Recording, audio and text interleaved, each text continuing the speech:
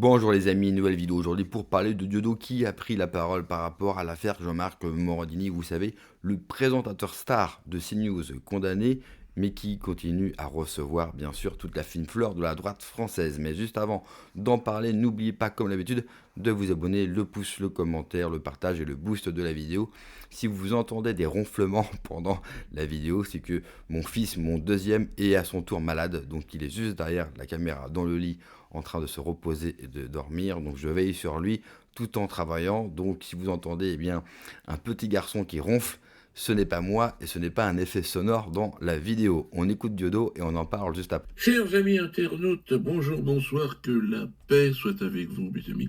Jean-Marc Morandini est donc bien Catherine Leclerc, oui, c'est la même personne, condamnée à 18 mois d'emprisonnement avec sursis et 50 000 euros d'amende pour harcèlement sexuel et travail dissimulé. Donc Morandini, on le savait, était poursuivi pour avoir encouragé des comédiens âgés entre 19 et 26 ans à s'exhiber nus en vidéo. Ils lui ont envoyé ces vidéos. Une pseudo-directrice de casting, donc Catherine Leclerc, qui n'était autre que Jean-Marc Morandini, excuse-moi, je rigole, sous pseudo, avait adressé donc des courriels pour demander à ces jeunes gens, avec beaucoup d'insistance, d'envoyer des vidéos de nus, le pubis rasé, et de préférence se masturber avec éjaculation pendant la vidéo. Selon les enquêteurs, le personnage totalement fictif de Catherine Leclerc constituait une figure maternelle et sécurisante, inspirant confiance. Catherine signait d'ailleurs ses mails par maman et demandait si les jeunes étaient prêts à faire une fellation à Jean-Marc Morandini, qui n'est pas n'importe qui. Ah, sacré Jean-Marc. Toujours présentateur quand même sur CNews. C'est ça qui est étonnant. Jean-Marc Morandini annonce même, d'ailleurs le même jour où sa condamnation en appel est donc confirmée, donc que moi-même, Dieudonné Mbalambala, eh bien, je vais être rejugé car la Cour de cassation a ordonné un nouveau procès concernant un racisme anti-noir. C'est-à-dire que moi, dans une vidéo, j'aurais fait un truc, et dit, ah, regardez, c'est grave. Racisme anti-noir. Donc une séquence judiciaire dont je vous parlerai très prochainement. Mais bon, quel culot quand même de la part de cet harceleur pédocriminel qui n'est même pas sous bracelet électronique. Vous vous rendez compte? Le deux poids, deux mesures.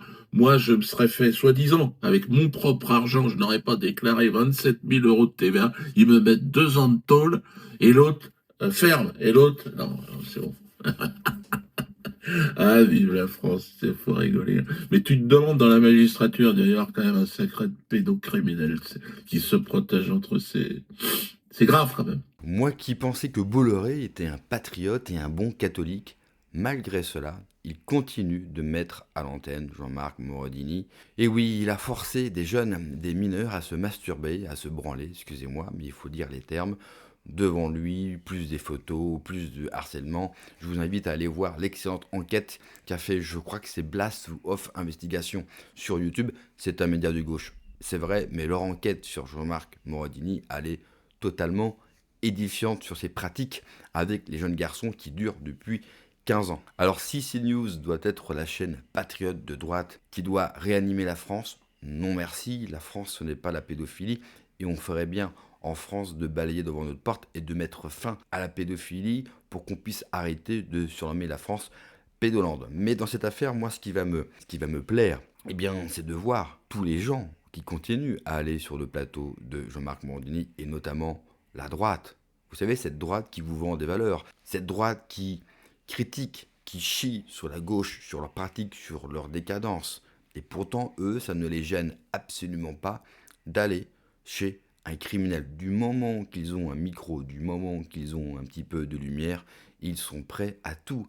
Némésis, par exemple, vous savez, c'est ce collectif féministe de droite qui ne trouve rien à redire d'aller chez un pédocriminel. La droite qui est si honte à faire la morale à la terre entière.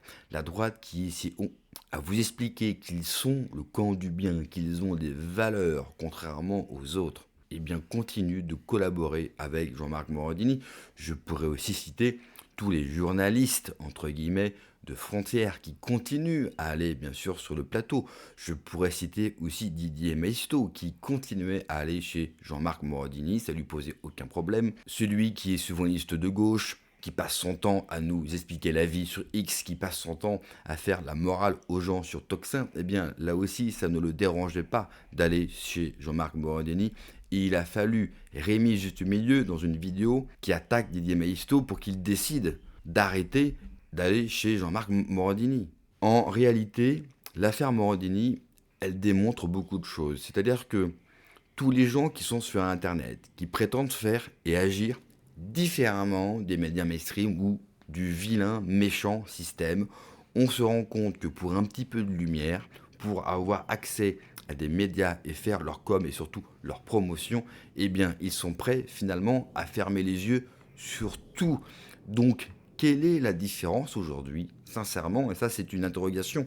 Je n'ai pas forcément de réponse et je vous laisserai apporter votre vision et vos réponses dans les commentaires. Mais quelle est aujourd'hui, sincèrement, la différence entre le monde alternatif et le monde mainstream? Le monde mainstream vous raconte des récits et vous fait peur. Les médias alternatifs vous racontent des récits, des histoires et vous font peur de la même manière. Aujourd'hui, on voit même des gens du mainstream aller sur les médias alternatifs, être invités, faire des chroniques. On voit des gens du monde alternatif aller dans les médias mainstream.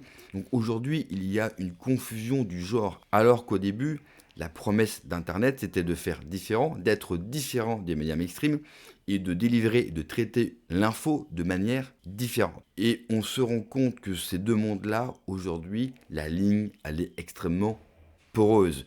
Et je me souviens d'une vidéo qui avait fait du bruit de Rémi Justemilieu qui disait attention, on est en train de glisser vers du mainstream sur YouTube.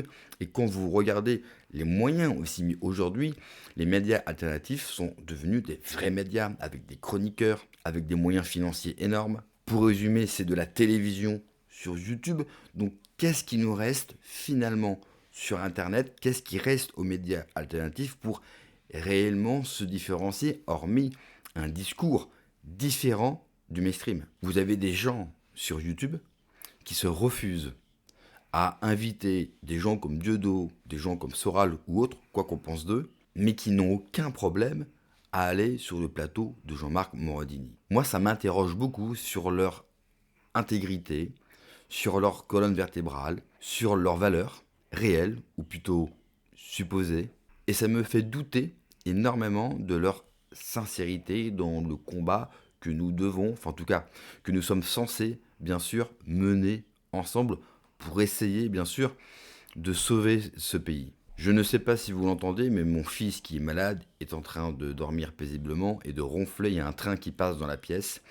Et moi, vous le savez, j'ai des enfants, j'en ai 3. Et ça m'est insupportable, je dis bien insupportable, de voir des gens de nos milieux continuer à aller chez Morandini, donc de le soutenir. Pourtant, vous l'avez vu, j'ai gardé mon calme pendant toute la vidéo. Je ne vais pas m'énerver, je ne vais pas commencer à les insulter, mais pour moi, une chose est claire. Tous ceux qui ont mis les pieds chez Jean-Marc Morandini, alors que les affaires qui traînent aux pieds, on les connaît depuis longtemps. Et tous ceux qui continueront à aller chez Jean-Marc Morandini, pour moi, je leur apporterai plus mon soutien, je ne les regarderai plus. Et pour moi, ils sont totalement effacés du camp national. Leur discours est devenu, à mon sens, inaudible. Là encore, je n'ai pas envie de donner des leçons de morale. Chacun, bien sûr, se fera son propre avis sur l'affaire Morandini. Je suis quand même content parce que vous avez quand même 2-3 personnalités de droite qui appellent à boycotter Jean-Marc Morandini, mais ils sont bien seuls. Je le fais aussi, Dieudo le fait aussi. Pendant qu'on envoie 30 gendarmes pour l'empêcher de faire rire les gens, eh bien, un pédocriminel est en direct tous les jours sur CNews, la fameuse chaîne Patriote. Merci d'avoir regardé la vidéo les amis, n'oubliez pas comme d'habitude de vous abonner, le pouce, le commentaire, le partage et le boost également de la vidéo. Excusez-moi pour les ronflements de mon fils, mais je veille sur lui comme un bon père de famille que je suis. Prenez soin de vous, que Dieu vous protège. Allez, ciao.